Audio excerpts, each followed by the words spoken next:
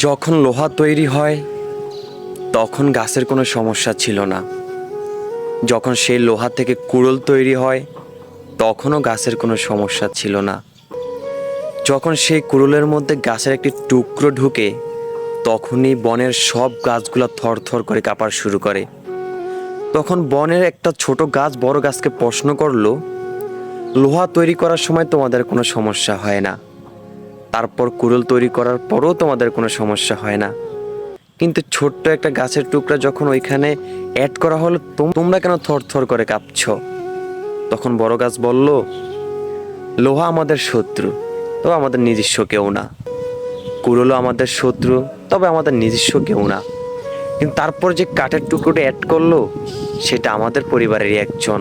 লোহা তৈরি হয়েছে আমরা ভয় পাই না, কুড়ুল তৈরি হয়েছে আমরা ভয় পাই না।